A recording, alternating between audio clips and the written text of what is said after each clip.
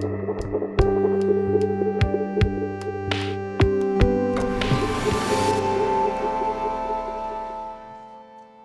to the 49th edition of Montreal Festival du Nouveau Cinéma. Thanks for joining us. My name is Émilie Poirier and I'm the head of short film here at FNC, and I'll be your host for this Q&A. So you've just watched the program number 3 from Les Nouveaux Alchimistes. In this program, there were instructions for robots from Mike Hoolboom, How to Disappear from Total Refusal, Thorax from Siegfried Fruhauf, Glimmer from Dan Browne, Recoding Entropia from François Vautier, and Mood All from Kawai+Okamura. So with us for the Q&A, we have Robin Klengel. Yeah. We have Leonhard Müllner. Hi. Michael Stumpf. Hey. And François Vautier. Yeah. So first of all, thank you so much for accepting our invitation to discuss your film. I know it's like kind of weird to do online Q&A, and we would prefer to have you with us this year, but like thank you so much for making this time in this year of COVID to discuss your film. Thanks for having us. Thank you so much. And it will save the planet, no? To not have us in planes. Yeah. So first of all, please introduce yourself. Like the first general question will be like, introduce yourself, your film practice as a filmmaker, and after can you present the film that is here at FNC? And we will always start the same order like for all the questions. And maybe because now we have 3 persons from the same film, maybe the first one can describe the film and the other one can maybe speak more about their own practice. So we will start with Robin.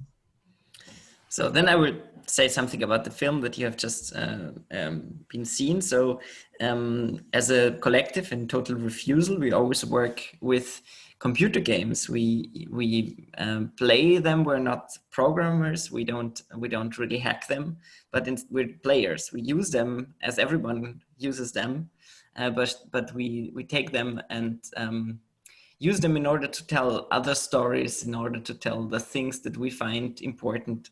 So in that case, we decided to make an anti-war movie inside a multiplayer online shooter of Battlefield 5 and tell the story of deserters, because we think, this is a not very often told story. So that's kind of what we have been doing. Perfect. And can you introduce yourself and your practice? So my name is Robin Klengel. We are kind of an interdisciplinary collective here. So I'm actually an anthropologist by education, and Leonhard is a media scientist, and Michael is a philosopher and graphic designer. So but we found through this medium of computer games and intervening into computer games, we started to do projects together. We come from visual arts, so we also do installations and other things, but also we like to make movies. But we're kind of new in the business, so that for us this is still very exciting and interesting to be at film festivals. Yeah, Total Refusal is very young. It was founded like 2018, and we didn't even know that we are gonna be filmmakers. We have 2 hearts pumping in our digital avatar, which is first like films and arts, and also we do research. And our research department is called Totally Pretentious. And we are a pseudo-Marxist media guerrilla, so we are intervening into these places of video games which seem to be emptied of politics. At least politics is very disguised, and we try to make the politics visible and talk about it again. Yeah, I guess I can expand on that a little bit. I mean, as Leon hinted at, all 3 of us are very political people, and so this is something that makes video games an even more so interesting field to work on, aside from the fact that we're also all players, and which also of course motivates us to work on that field, because video games work with a lot of political content.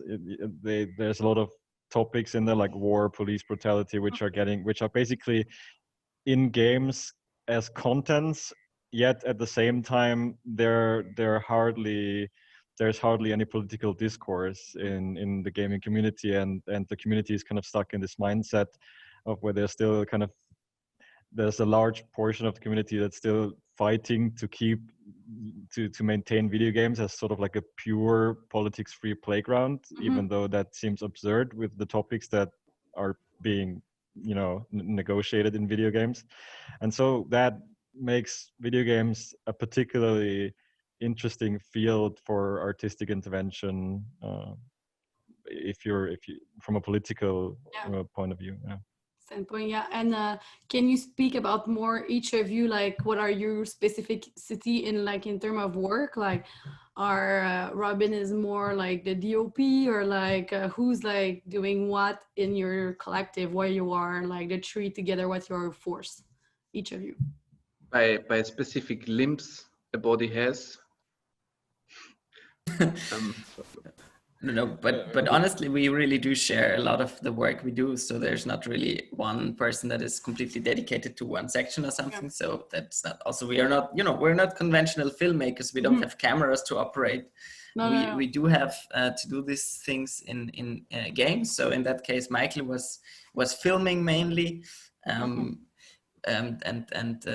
Michael and me, we were writing the scripts mainly, but like this is more like a kind of a tendency, but basically we share work, I would say. Okay, thank you guys. Thank you. Same question for François, like can you introduce yourself, your film practice, and the film that is here at FNC this year? Hello, I'm François Vautier. I'm living in Paris. I'm a French director. I've done a lot of things for TV design, two feature for TV. And 3 years ago, I have discovered VR.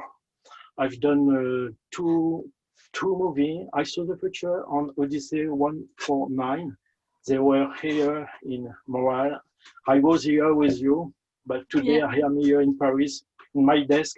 As you see, it's my desk. Recoding Entropia is particular because I've done it here in my desk in the current time. Oh. All I've done, I was here alone. I'm also a kind of researcher. Okay. So I use my computer to try different things. I wanted to go through the beginning of life. Okay. I'm also a biologist, and I try in this movie to look at the matter. I want to go through the system of life. So, but it was like an exercise for me at the beginning. I didn't want to do a movie, but small and smaller, some images appears, and I showed them to my producer, and he told me, go through, make a movie. It's very intense thing. It's interesting. Oh, sorry for my bad English. Huh? Sorry. I go, and I worked on it 20 years. Oh my God! By day, it was incredible to be ready for Venice. I present the film for the first time in Venice in September. Oh my God! Were you there? No, I was with Zoom. Again. Thank you, François.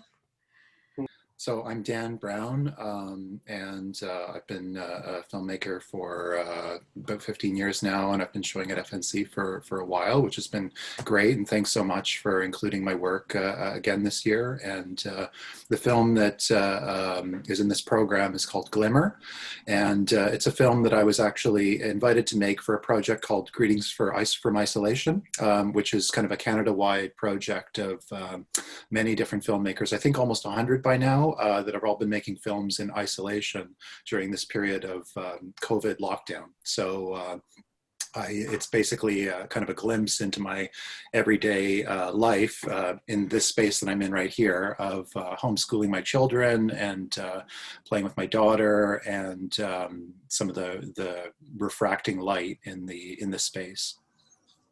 Thank you.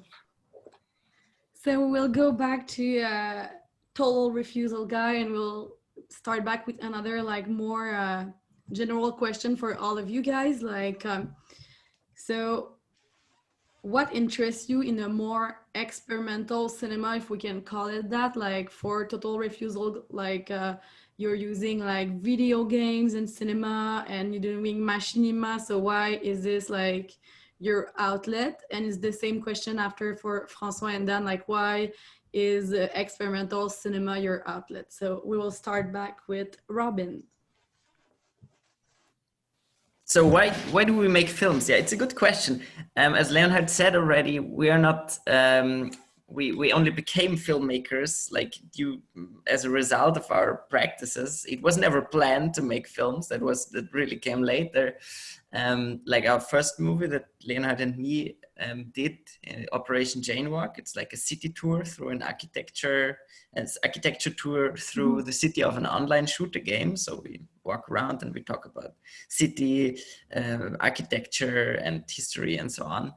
And we just filmed it and wanted to present it. So it wasn't intended to be a film in the first place, but just as a tour, as a performance to show people around video games and talk about something completely different. And then this film was kind of successful. People found it interesting. So we decided, why not? Let's try to make a real movie, something that we really reflected on, something that has a script. So we really developed this project as a film project because we just were curious to test this medium. And we always try different things. So that was just something that started to interest us. Anything to add, Leonhard? We have this kind of hate-love relationship towards this media in the way that we, of course, appreciate playing, and then we sometimes are a bit disappointed by the narration as well as the gameplay, but the disappointment would be the same if you would watch a mainstream blockbuster with a generic loop of all the same tropes always appearing in a row, and you're playing the good, fighting against the bad whatsoever, or if there is a kind of say problematic political depiction of like patriotism or something like this, or an unreflected one.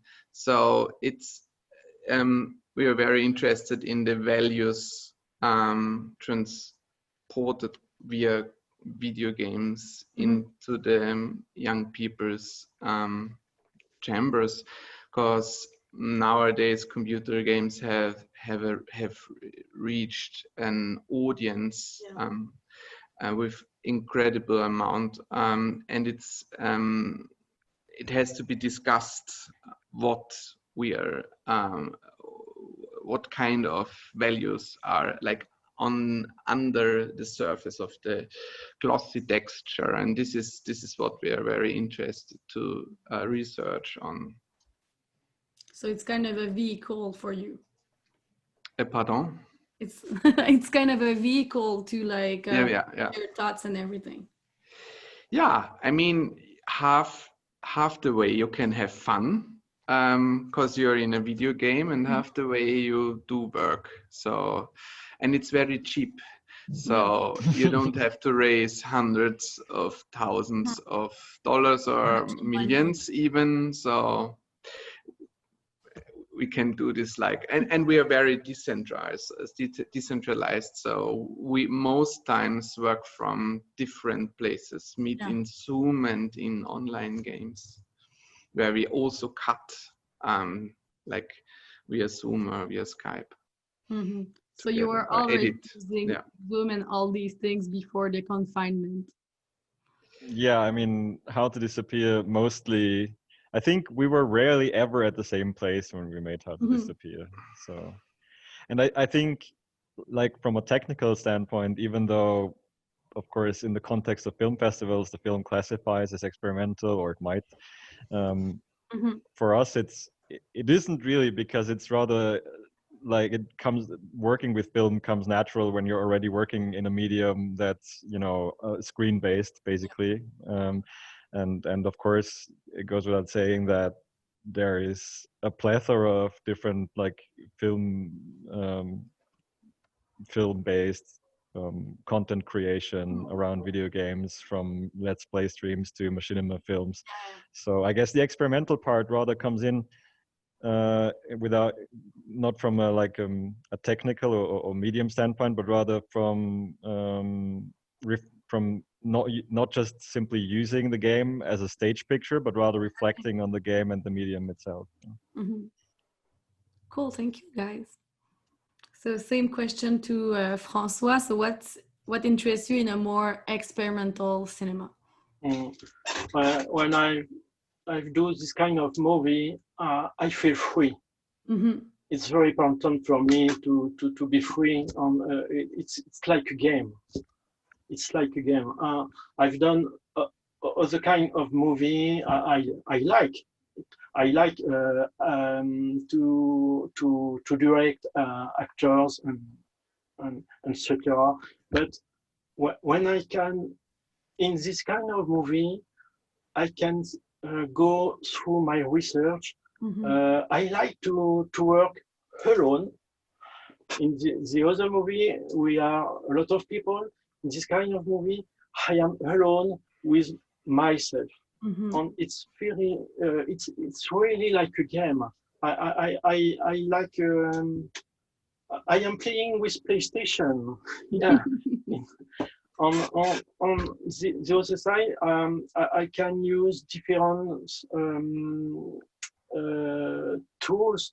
I can test something new as the sound, etc., etc. And really the thing is I'm really free to do. It's very, c'est très agréable. You're playing with everything, and you are discovering new technology and new ways to do it. Well, thank you so much, François. So same question also for Dan. Well, yeah, I think I resonate a lot with what François just said about play and also this sort of solitary pursuit and the freedom that comes with that.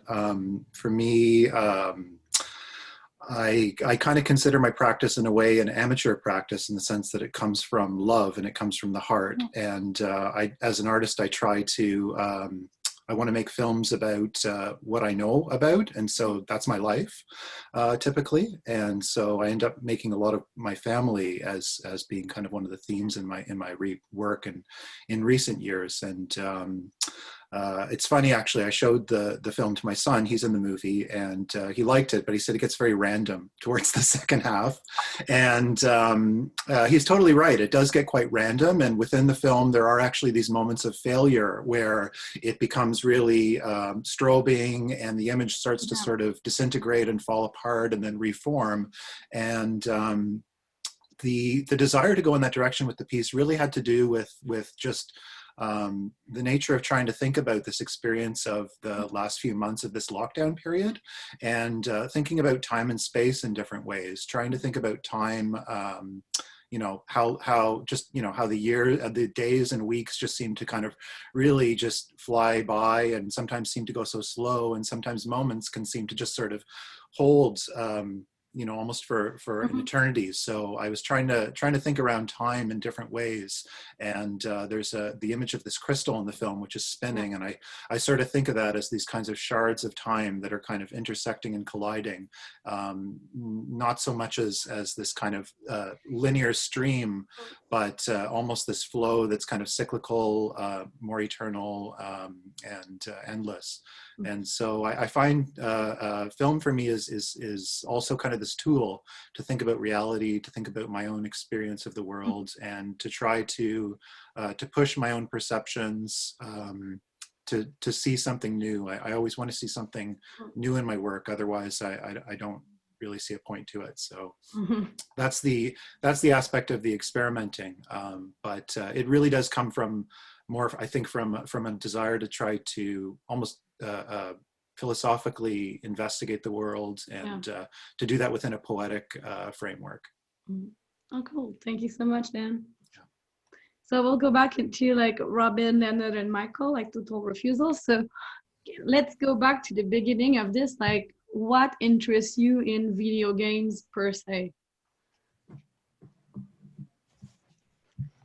Yeah, they interest us because we grew up with them in some sense, and they are we all share a kind of deep appreciation for that medium, because it's really it has many qualities that's without question, I think, and it's really interesting, and there are interesting formats coming up, and at the same time we all feel that there is still, like, it still doesn't really uses this possibilities that would be there for all these potentials that would be there, and we just feel that there's a lot of content really often missing. So often we actually describe our approach as a kind of recycling approach, like to use these huge worlds of video games where so many people have like made them in so many details, and they're done in such a precision that it's just a waste just to go there and shoot someone in front of these or inside these spaces. So we said it's just good that we use them for other things, and that we kind of upcycle or recycle these kind of places. So we kind of feel this necessity that something needs to be done. I think we all share that. But of course, these places are also something that we think about a lot, and we also think that the kind of the discourse about this medium is still dominated from a perspective of people that didn't really grow up with them and know them from afar.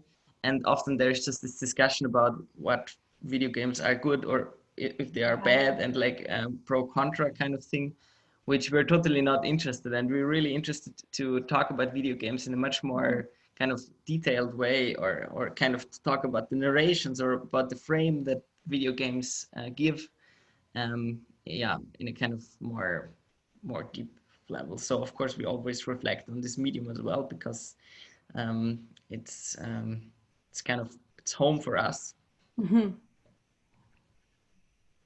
Anything to add, Leonhard? Your mic is you're muted. I'm unprofessional when it comes to video technique. We are, as Robin points out, we are kind of disappointed sometimes by huge and fast growing, beautiful, hyper-realistic worlds, which are so mesmerizing, but the gameplay in itself, it's so repetitive, and it's so easy to tell your own story within, like in it. So you can just press one button. This is the cameraman or woman, and then like it's filming, and you can like have the best shots, because in video games you always have like every sunset is the perfect sunset. Like the scenery is always like modeled as beautiful as it can be with the technique and the budget.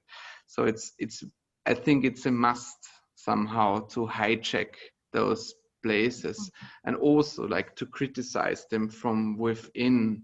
On the other hand, it's also for us maybe important to communicate the appreciation of this media, like to others who are not that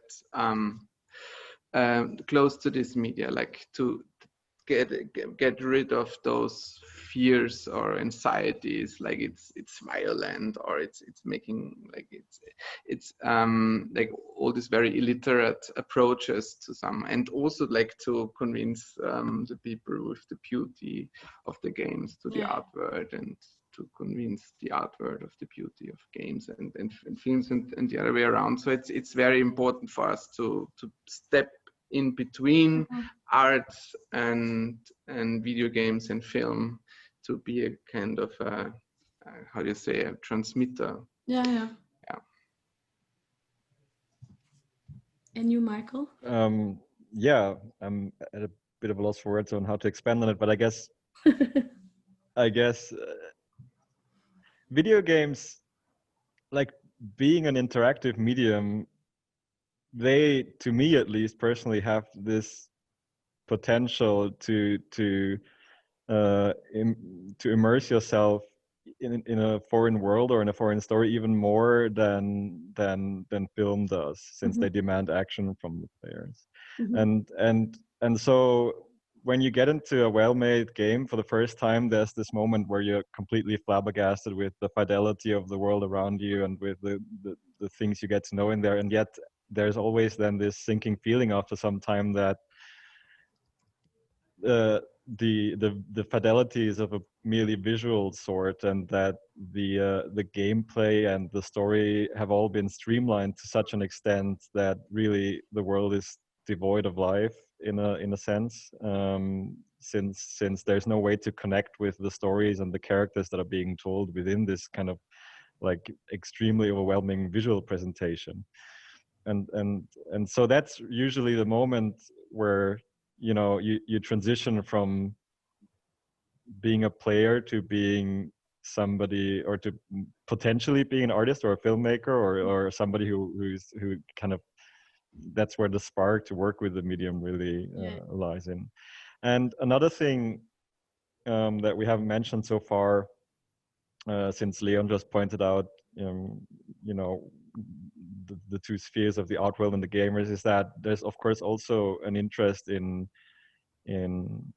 working or kind of interacting with the gaming community, which is something that's given that our films are still running on festivals and we can't screen them like publicly at this point, is still kind of something that lies in the future. But that's I mean, there's this limited interaction that happens within the creation of the film itself, but really what we're all looking forward to as well is how the reception in the gaming community is going to be like.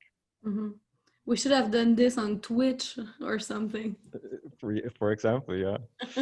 So you are all three gamers, like you all like, okay. And so when like, can you elaborate on how you got this idea to search peace in like war video games, and how to, maybe I feel that you elevate video game too, like in doing that, like in searching peace in these ones. So can you elaborate on that, guys? Robin, do you want to start off again? I think Leonhard is writing his thesis about this topic, so I think it's a good start. Okay, yeah, let's yeah. But then these expectations now, thank you, Robin. No, it's whatever you do in a game which contrasts the intention of what the developers want the community to do within the game, is kind of peaceful, almost, because most of the blockbuster mainstream games, the AAA games, having a kind of a competitive, mostly military surface and gameplay.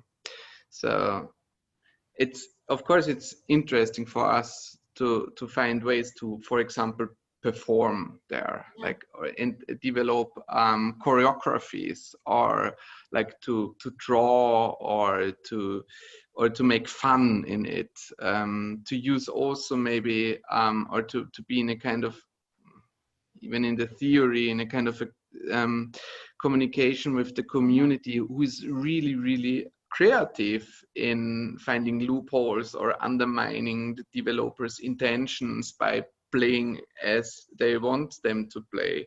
And all of that is mostly kind of peaceful. So we are if you are artist in game arts, then it's peace. And of course, it's interesting from its history. I don't get too deep in that right now, but games per se are related to war in its depiction.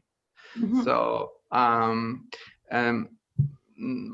it's we can't get away from that that much of this because we need to somehow disguise competitiveness into its extremes, which mostly are not playable like war, but have this kind of tension and action setting, which is more fun to play than like a more like I don't know, less aggressive setting. So it's this competitiveness games are dealing with, which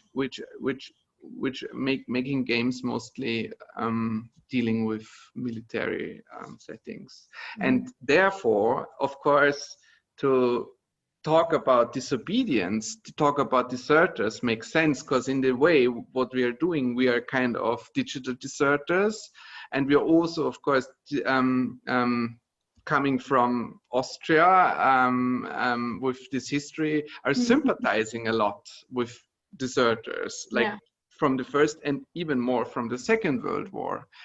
And if you're like go walking alongside the border of the game, and you step across the border, then it's kind of in the moment you step of the border, you got shot by an invisible voice who says you're a deserting soldier. Like it's implemented some kind of. So we play with that. This was the intentional idea to do our project.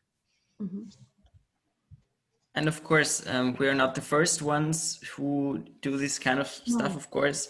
So there's other people using video games in order to tell other stories. Of course, there's a lot of machinimas around, but there are also other visual artists like Joseph De Lappe, for instance, who is filming a lot in video games, and he does performances as well, also very pacifist performances. So of course, these things were inspiring for us. And because this is kind of, it has this absurd moment if you kind of try to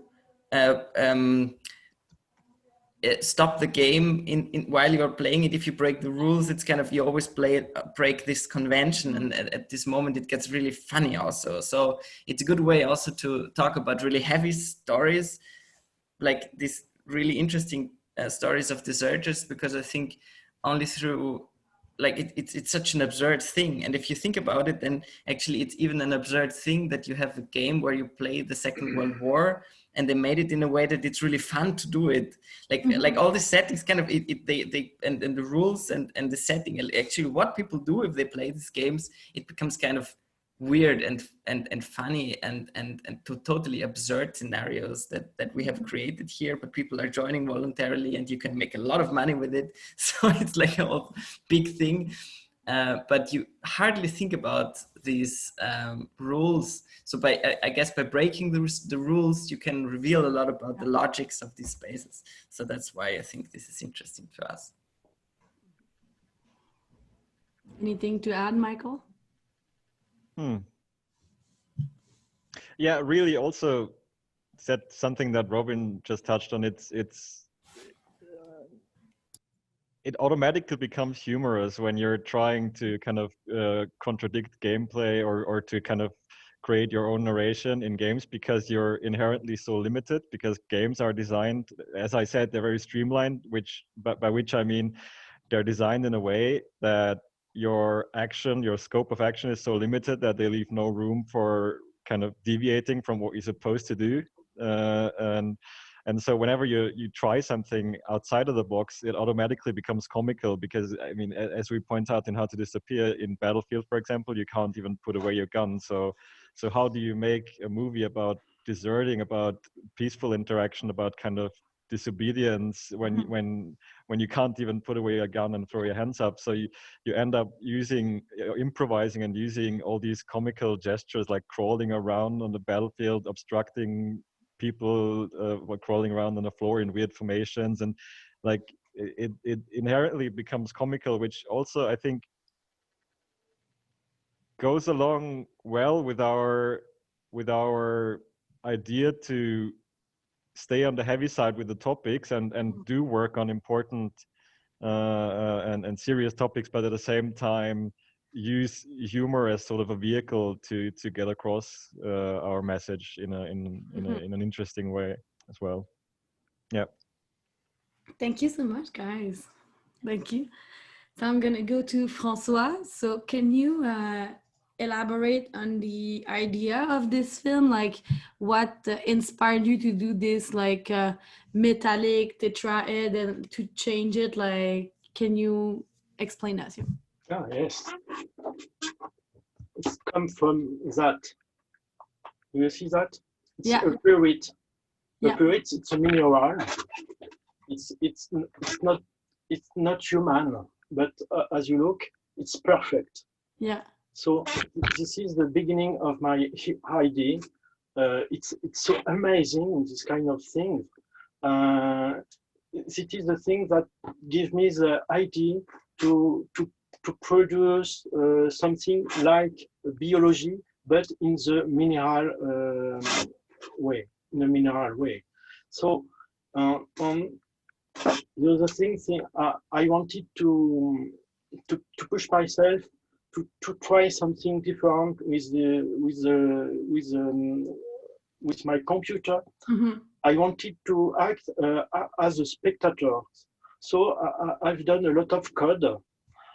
I try something different. I was my spectator, and I observed something. At the beginning, it was very simple. Small by small, it's more complex. There are accidents. There are a lot of things I do not understand. Okay. So I use it, and I try something new. And it was like a new kind of life. So it's very difficult to me to speak in English to speak my movie, but tu peux commencer en français si c'est plus facile. Non, mais bon. En fait, ce que je voulais, c'était continuer sur le prolongement de mes précédents films, où j'ai toujours été intéressé par tous les systèmes d'évolution, le futur de l'homme dans l'espace, en observant les propos d'Arthur C. Clarke, en regardant le travail de Stanley Kubrick sur 2001. Et là, ce film m'a permis de revenir aux origines, d'aller chercher vraiment l'émergence de la vie, et de m'en rapprocher. C'est un film qui est présenté aux alchimistes sous une version flat, mais la première idée du film était d'en faire un film en réalité virtuelle, et avec cette contrainte très très complexe de la réalité virtuelle qui impose un regard différent, une mise en scène différente, et pour laquelle j'ai vraiment pu utiliser tout ce que me donne la réalité virtuelle, c'est-à-dire cette capacité à rendre l'espace. Et ce qui m'a amusé, c'est de jouer sur les échelles, de partir de quelque chose d'extrêmement petit, d'extrêmement simple, pour aboutir à quelque chose de gigantesque, puisque à la fin du film, dans une espèce d'apogée, j'assiste à l'émergence d'une nouvelle planète, de quelque chose de tout à fait monumental. L'autre idée, c'était d'utiliser la science-fiction comme un code. J'utilise le film de genre qu'est la science-fiction parce que ça m'aide à détourner les codes, et je les utilise complètement pour en faire quand même quelque chose, un film je voulais que ce soit expérimental et je voulais que ce soit poétique. Et si j'ai fait une transposition du biologique vers le minéral, c'était pour me libérer de la contrainte scientifique, Ouais. de pousser plus loin la poésie, entre autres. Puis en fait, quand on voit cette mutation de ce métal, qu'est-ce qui cause justement l'ouverture de tout ça? En fait, est-ce que c'est un clash? Est-ce que tu peux nous parler de ça? Ben, tout est dans le titre. Recoding Entropia, c'est l'entropie. L'entropie, c'est le chaos. Et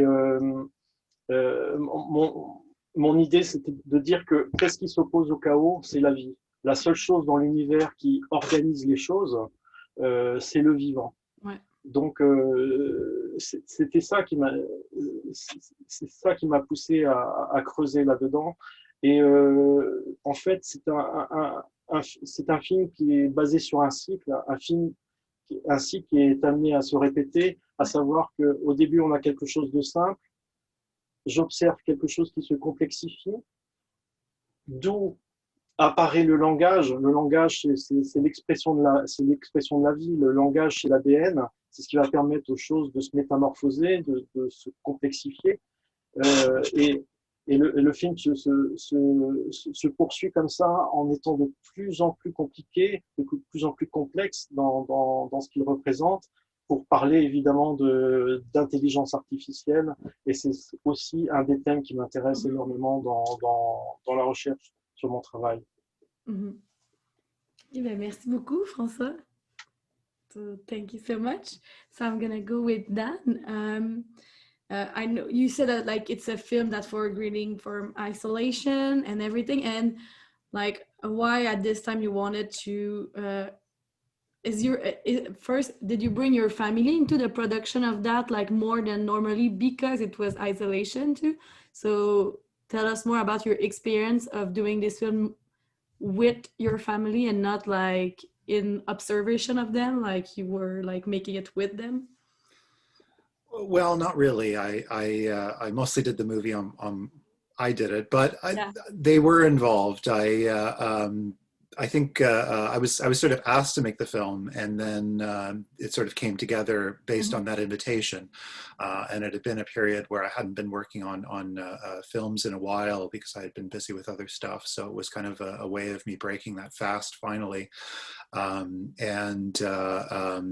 The kind of the genesis actually came from something my son did, which was spinning this crystal, and which catches the light in the foyer of our house near the front door, and it casts all of these rainbow refractions throughout the whole house. And so I started to film that, and as the crystal spins, it kind of slows down gradually, and I began to see that those rainbow refractions were both, for me, I think, this light that was passing out the front door and going outside when we couldn't go outside. I mean, we did go outside for walks, but then also for me, I think more importantly, the fact that the light was coming in, it was almost as if there was this sort of spectral presences coming into the house, like we were inviting people into the house. And so that's why the film ends on these kind of refracted light that's moving back and forth at the threshold of the doorway, and the name Glimmer coming from that experience, which is kind of I was so struck with this slow motion footage that I had of my daughter that I really wanted to use, and how she really is kind of the star of this movie. This is kind of the first movie that she's in. It's kind of a sequel in a way to another movie that I made called Poem, which is just kind of a meditation on stuff going on in my house, and just how when nothing is really happening, there's actually a lot that's happening in the act of being able to look at things, and then the way as you start to take those things together and put them on top and against each other, there's some surprising things that can happen. So she was sort of became the I realized I haven't made a movie with her yet, so this is kind of her debut. I was kind of trying to square that of like her and my affection for her with this kind of troubled situation of everybody in a little bit of a crisis state. And so the term glimmer to me really kind of, it conjures this light, but it's a light that's faint and that's kind of oscillating, and it's coming and going, and it's an opportunity for some hope, but it's not really manifest yet. So so that was kind of the origin of it, and I actually put it together really quickly, that's just sort of how it worked.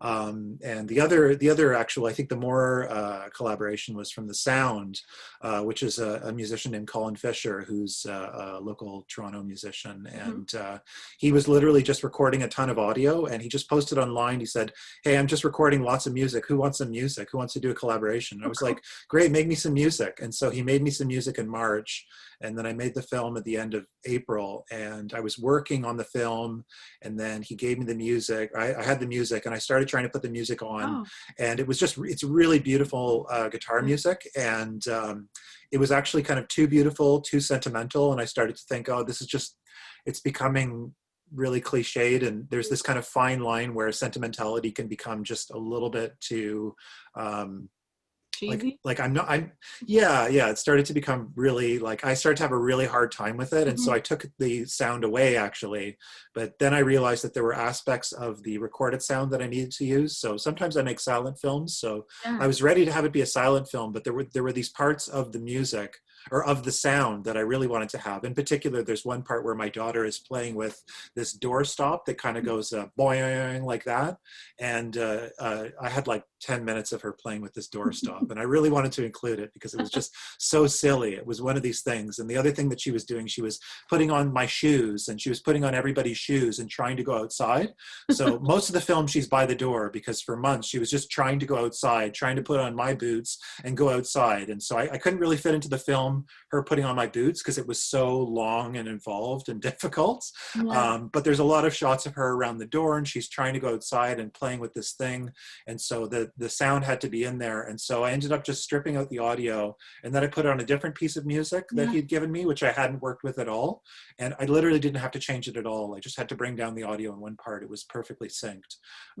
So that's kind of how I work with collaborations. Is I like that people give me stuff, and then I kind of, but I don't make it in a way, it's not like I need to have control over it. In fact, I don't like having control in my films. I intentionally introduce methods so that I give up control. For me, it's interesting if I don't have complete control, because then there's some mystery involved. There's something that's surprising, and I can watch it over and over again that way. Whereas if it's exactly something that I think it should be, then typically I find that it doesn't have the energy to really sort of sustain itself. So that was the aspect of it. And then also, I suppose it's also kind of part of a greater dialogue with a lot of people who are making movies right now in their houses, and a lot of different approaches. And we've seen a lot. And for me, it hasn't changed really a thing. It's just made it almost more essential that, yes, this is what I'm doing with my films. And I'm going to be really interested to see how the next year or two of cinema plays out, because I think that a lot of people who make documentaries, for example, like, how do you make a documentary now? How do you go into somebody's house? How do you talk to a stranger or communicate with somebody? There's a lot of avenues of filmmaking that are completely shut off. And I think it could be an incredible opportunity to focus on these sort of mundane, everyday aspects of life, which in my opinion are so full of meaning. And it's the kind of thing where the more that you go into that type of looking and understanding, the more richness you can find in your own life. So I find it to be a really rewarding process, just personally, as this sort of kind of alchemy of my own experience. I mean, maybe everybody will be coming around and making movies in their houses in the next couple of years. I don't know. We don't know, we'll see. And can I just say too that I really appreciate that FNC always does these question and answers that are very extensive, and I always find it so illuminating to hear the other filmmakers. But I've never done a Q&A to hear other people's films without seeing the films first. So I have these really weird, right? I have these really elaborate ideas of what these movies are now, and I can't wait to see them, because I'm sure they're going to be different than what's in my brain. When we first start to do it, like, I find it so interesting, because for me it's kind of a advertising for you to check the film. So like, all filmmakers are so curious about the other one that after each Q&A that we like recorded, everyone was like, when I will see the film, I want to see them all right now. Like everyone was like, so for me, it's really interesting to see filmmaker to be interested about the other filmmakers too, because of these discussions. And they're like, I don't know what's like that video game film or this François film, like with the tetrahedron and everything. Like it's kind of fun. Mm-hmm.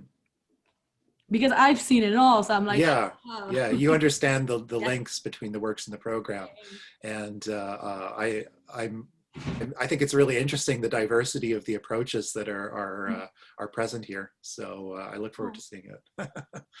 Cool. Thank you so much, guys.